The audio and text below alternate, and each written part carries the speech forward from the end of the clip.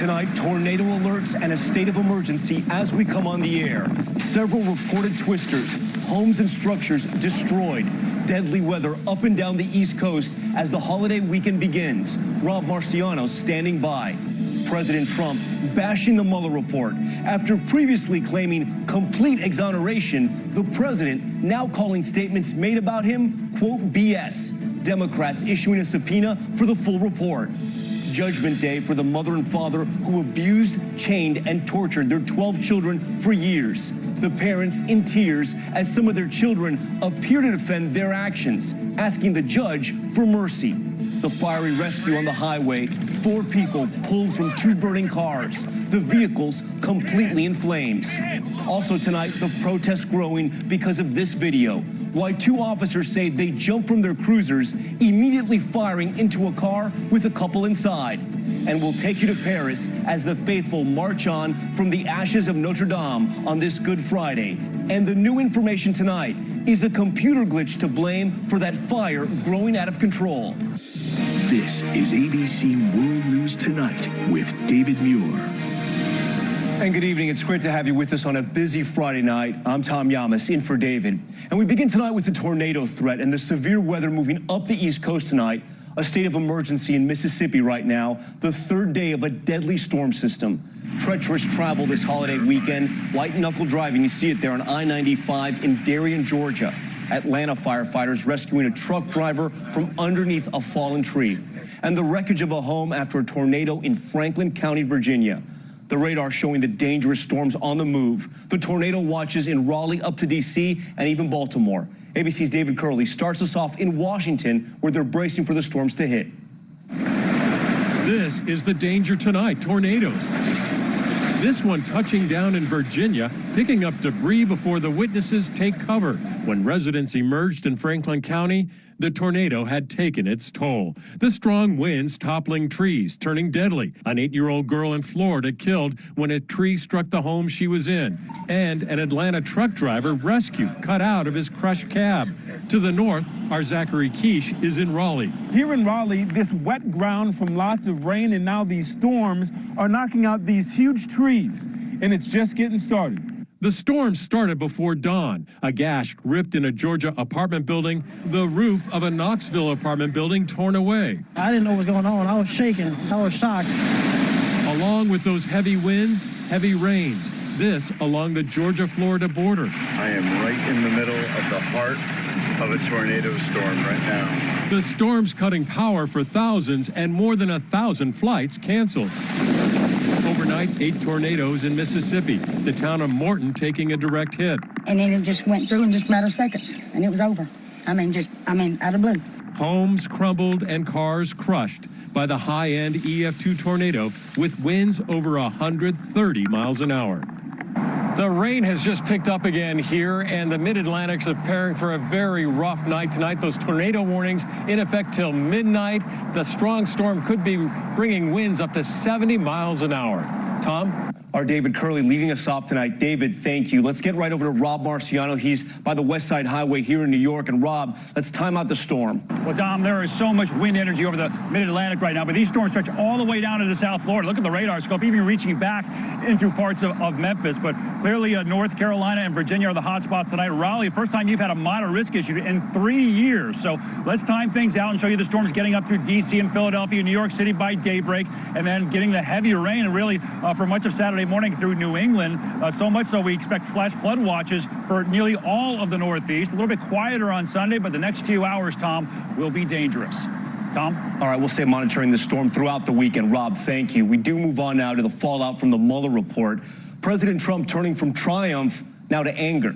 Today calling the report crazy and some of what's in it, quote, BS. And now the Democrats' dilemma. Did Mueller lay out the evidence and expect Congress to impeach? Tonight, they have subpoenaed the full unredacted report. ABC's chief White House correspondent, Jonathan Karl. Shortly after the public got a first look at the Mueller report, President Trump claimed it amounted to complete vindication. Game over, folks. Now it's back to work. But today, the president is lashing out, specifically at some of his former top aides who told Robert Mueller Trump lied to the public and wanted them to do things that could amount to obstruction of justice. Now, in a series of angry tweets, the president calls some of their accounts fabricated and totally untrue, and total BS, and only given to make the other person look good or me look bad. He appears to be particularly angry at his former White House counsel, Don McGahn, who talked extensively to the special counsel. Under oath, McGahn said the president repeatedly asked him to have Mueller fired. Mr. President, have you thought or thought about or considered leading to dismissal of the special counsel? I haven't given it any thought. McGahn said he refused the president's order and refused to lie about it later. He had extensive notes of his conversations with Trump to back up his account. Today, the president tweeted, "Watch out for people who take so-called notes," when the notes never existed until needed. For the most part, Republicans in Congress haven't said much about Mueller's report, which paints a dark portrait of chaos and dishonesty in the Trump White House. But tonight, Senator Mitt Romney offered a harsh assessment, saying, quote, "I am sickened at the extent and pervasiveness of dishonesty and misdirection by individuals in the highest office of the land, including the president." Jonathan Karl joins us now from the White House. And John, we saw in your report the president today saying game over, but Democrats in Congress issuing a subpoena for the full unredacted Mueller report. What's the Justice Department saying tonight? The Justice Department has just put out a statement saying that that subpoena is, quote, premature and unnecessary because they have released a lightly redacted version of the report, and the Justice Department has also offered to show a less redacted version to a select bipartisan group of congressional leaders. But Democrats are not accepting that, Tom. This will be fought out in the courts. Jonathan Karl for us tonight. Jonathan, thank you. Next to the emotional hearing for David and Louise Turpin, sentenced after pleading guilty to 14 charges, including torture, for holding 12 of their children captive for years, even shackling them to beds. Louise Turpin, you see her there, breaking down, hearing what some of her children had to say. Now the Turpins could spend the rest of their lives behind bars. Here's ABC's chief national correspondent, Matt Gutman. The last time the Turpin children saw their parents, some were shackled to their beds. My parents took my whole life from me. But today, in court, resilience. Now I'm taking my life back. David and Louise Turpin sobbing as they listened to statements from 4 of their children. And before a judge sentenced them to 25 to life for what they did to their own. Sometimes I still have nightmares of things that had happened, such as my siblings being chained up or getting beaten. But that is the past, and this is now. A remarkable turn from January 2018 when their 17-year-old sister scrambled out this window to dial 911. My parents are abusing. They abuse us, and my 2 little sisters right now are chained up. Where are they chained up at? On their bed. Seen here being arrested, both pleaded guilty to multiple counts, accused of torturing 12 of their 13 children, starving them, keeping them in filth, even beating some. And amid their children's expressions of anger, there was also forgiveness. I love my parents and have forgiven them for a lot of the things that they did to us. David Turpin so overcome that at first he was unable to read his statement. His wife Louise more remorseful. I want to say again, I'm truly sorry. I am for everything I've done for them. I love them more than they could ever imagine. But the judge had little pity. To the extent that they do thrive, it will be not because of you both, but in spite of you both. A powerful day in court there. Matt Gutman joins us now live. Matt, this case is now over, but those children have a long recovery ahead of them. And Tom, that's partly because years of chronic malnutrition left many of them physically stunted. Now, it took incredible courage for those 2 siblings to go into that courtroom and read that statement today. And their attorney tells me that 5 of them, though, are now in college. One of them has his first part-time job in a bike shop. Tom. Incredible courage and now some incredible resilience. All right, Matt, thank you. Next to the outrage in New Haven, Connecticut, after 2 police officers looking for a robbery suspect jumped from their vehicle, firing on a car with a couple inside. This is video of it, wounding the female passenger. One of the officers was also wounded, but no weapon was found in the car. And tonight, protesters are taking to the streets. Here's ABC's Lindsay Davis. Surveillance video captures the moment that now has the community near Yale University up in arms. Within seconds of driving up to that red car, 2 police officers opened fire, shooting multiple times. Inside the car, shot at least once, 22-year-old Stephanie Washington, and in the driver's seat, her boyfriend, 21-year-old Paul Witherspoon. I thought I was already dead because he pointed it right at me. Police say this all began when a Hamden and Yale police officer were investigating a report of an attempted armed robbery and spotted this red Honda, which allegedly fit the description, and that the driver made an abrupt movement and ignored commands. But this video appears to contradict that, and authorities say they did not find a weapon inside. Now outrage. Protesters, including hundreds of Yale students, are calling for the two officers who fired their guns to step down. They're also demanding the body cam and dash cam video be released. That female inside the car is now out of surgery and is in stable condition. One of the officers was also injured during the incident. Both officers are now on administrative leave as the state's attorney reviews the case. Tom? Lindsay Davis for us tonight. Lindsay, thank you. The mother of a fifth grader who died after a fight at school is disputing the prosecutor's conclusion that the fight had nothing to do with her death. An autopsy showed that 10-year-old Rainiah Wright had a rare condition that caused abnormal blood vessels in her brain. Her heartbroken mother says she also had complained to the school about bullying for years. Here's ABC's Steve Osunsami.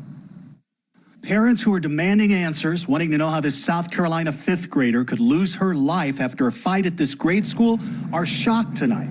First, Rainiah Wright died of natural causes. Second, there was no evidence of trauma on or inside the body of Rainiah Wright that would indicate that any fight in any magnitude contributed to her death. Authorities west of Charleston say that 10-year-old Rainiah Wright had a rare birth defect that caused her death on March 27th. It's called an AVM, or an arterial venous malformation, where blood vessels that shouldn't grow together do and can easily burst. It is most deadly in the brain, and doctors say that's where this fifth grader suffered hers. The girl's family didn't know, but confirms that in the past 2 years, they've had to take her to the doctor 7 times because of bad headaches. The girl's mother says she still believes the death was triggered by a physical fight with a girl in class who she says has been bullying her daughter for years. Who child is going to be next with this same girl? Prosecutors tonight say they're not filing any charges in this case. Tom? Steve Osunsami for us. Steve, thank you. Next to the desperate plea for help from victims of Hurricane Michael that scientists now say was much worse than first thought. The hurricane wiped most of Florida's Mexico Beach right off the map last October. And tonight, the National Hurricane Center has released a final analysis, and they say it actually slammed ashore as a Category 5, just the 4th one on record. Tonight, the National Hurricane Center upgrading an initial assessment of Hurricane Michael. Meteorologists now confirming that deadly hurricane, one of the strongest storms to ever hit the U.S., was actually a Category 5. Winds hitting 160 miles per hour. In Panama City, Florida, David and his team reporting and taking shelter in this concrete hotel when suddenly the roof collapses. You can see the roof of the hotel that we had been standing out there. That was the shelter. And in Mexico Beach, Ginger Z reporting as structures around her were being destroyed. The blue house you see there, gone, swept right off its foundation. The home that I saw floating away used to be standing there. It is no longer. The aftermath devastating. Hurricane Michael responsible for 16 deaths and $25 billion in damage. But tonight, the cleanup is still ongoing. And now, a new storm brewing for survivors. Just this week, accusing state and federal governments of abandoning them. A community trying to rebuild and move past that deadly storm as a new hurricane season fast approaches. And we turn to Paris now with Notre Dame off limits in the wake of the devastating fire. The Good Friday ritual of the Stations of the Cross took place in the street with the twin towers of the cathedral in the background. And tonight, new information on the role a computer glitch may have played in that fire. ABC's Jane Longman is there. A solemn procession in Paris today marking Good Friday. Thousands gathering to retrace the steps of Jesus, all in the shadow of Notre Dame, where Easter masses are cancelled for the first time in 9 centuries. Investigators now suspect the fire that ripped through this church may have been sparked by an electrical short circuit, a computer glitch reportedly showing the fire in the wrong location. But tonight, signs of progress. Crews have finally stabilized the church and firefighters are now pulling out. Officials today also revealing the artwork recovered from the cathedral escaped major damage. The rector of Notre Dame calling its survival a miracle. And today, on the streets of Paris, we found that same hope among the faithful. In a few years, Notre Dame will be built again. Notre Dame is the heart of humanity. A powerful moment today, Tom. The crown of thorns relic saved from Notre Dame was today presented to worshippers at a Good Friday ceremony. Tom? James Longman for us tonight from Paris. James, thank you. And they're still back now with a fiery car rescue in New Jersey. State troopers pulling victims out of their burning vehicles just seconds before they completely go up in flames. Here's ABC's Gio Benitez. Call fire. Yeah, we got entrapment inside the vehicle. Vehicles burning. You're looking at newly released police body cam video from Camden, New Jersey. 2 cars are on fire after a crash. Just moments after an accident earlier this month, 4 police officers are seen struggling to rescue the people trapped inside. Come here. Give me a hand. Come on, dude. You're on fire. Give me your hand. Give me your hand. Tonight, those officers honored by Camden Police for their heroism. Adrenaline's running, and I knew immediately that someone is inside the vehicle still. Communication was excellent. Officer McCline saying, I got the legs, and I told him I'll grab the arm. We'll move him over to the side of the shoulder. And Tom, tonight Camden Police also want to publicly recognize the Good Samaritans who helped save the 4 people in those cars, and they're asking them to come forward. Tom. Incredible bravery. All right, Gio, thank you. And when we come back, time now for our index in a deadly police shootout right here in New York City. Video showing Officer Justin Vartanian wounded by a gunman hiding behind a parked car. The officer hit just below his right arm. The suspect shot and killed. Fellow officers applauding as he left the hospital today. And flu season's second wave. The CDC warning this flu season is now the longest in a decade. With 21 weeks of elevated flu activity in the U.S., more than 57,000 people are believed to have died from flu-related illnesses just this season. 11 states still reporting widespread flu activity. Take a look at the map. And also tonight, the stuff of nightmares, a huge 18-foot-long python. Look at that, found on the roof of a home in Detroit. What was she doing there? Well, whatever she wants. The owner finally coming home, climbing onto the roof to bring her down. The snake's name is Juliet. It turns out she got scared by one of his barking dogs. The owner insists Juliet is friendly.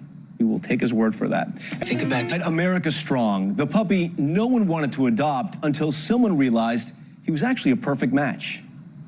When a local TV station in Maine ran a puppy adoption segment, 12-week-old Emerson was one dog you would not forget. His face so cute, his story so sad. Neglected, battling illness, and death. On this day, other dogs were adopted, but not Emerson. And if this story has already touched you, it touched Nick Abbott in a far more personal way. Nick, who is deaf, first learned about Emerson on Facebook, deciding to go to a shelter to check him out. He came straight to me at the door and stopped right at my foot and stayed there. So you can tell he kind of picked me, and I knew right there and then that we would get along well and understand each other pretty good. To help Emerson, Nick started to use visual commands, essentially a sign language he developed for the two of them. Watch Nick use his hand to get Emerson to sit. Sit. Emerson also learning one command right in front of cameras, how to lie down. Emerson now part of Nick's own pack, hanging out with his other dog, Scout, going on runs, and getting to know other dogs in their family. That's a happy dog. A happy dog. A happy dog and a happy owner who don't need words to understand each other. The bond that we have is awesome. We understand each other very well. And we thank Nick and Emerson for sharing their story. We thank you for watching on this Good Friday, and happy Passover as well. I'm Tom Yamas. I'll see you tomorrow.